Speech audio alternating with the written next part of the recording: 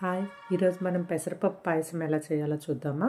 దీన్ని మనం పండగ రోజుల్లో దేవుళ్ళకి నైవేద్యంగా కూడా పెట్టొచ్చండి. చాలా టేస్టీగా ఉంటుంది.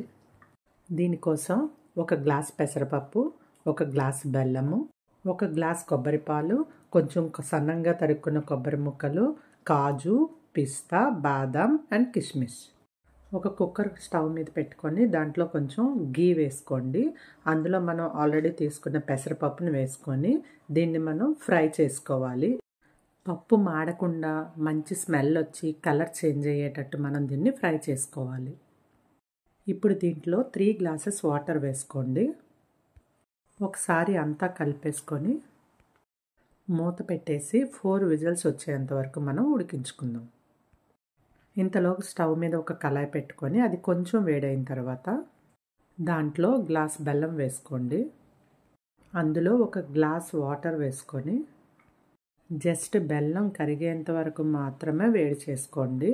మనకి పాకం రావాల్సిన అవసరం లేదు. బెల్లం కరగగానే స్టవ్ ఆఫ్ చేసేసుకొని మనం దీన్ని వడకట్టేసుకొని పక్కన పెట్టుకుందాం. స్టవ్ మీద చిన్న ప్యాన్ పెట్టుకొని అందులో కొంచెం గీ వేసుకోండి.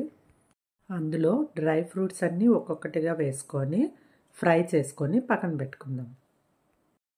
అదే ప్యాన్లో చిన్న చిన్న ముక్కలుగా కట్ చేసుకున్న కొబ్బరికాయని కూడాను ఫ్రై చేసుకొని పక్కన పెట్టుకుందాం.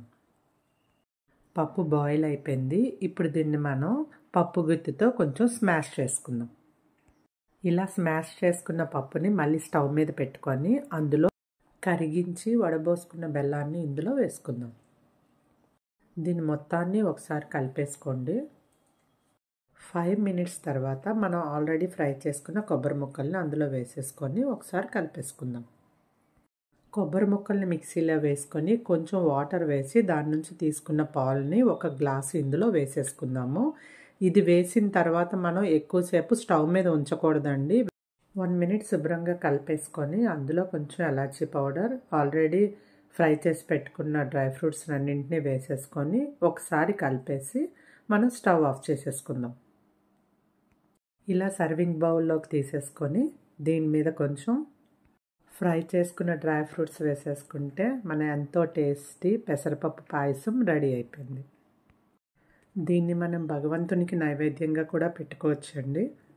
ఇందులో మనం యూస్ చేసినవన్నీ హెల్దీ ఇంగ్రీడియంట్స్ అండి. పెసరపప్పు, కొబ్బరి పాలు, బెల్లము అండ్ డ్రై ఫ్రూట్స్.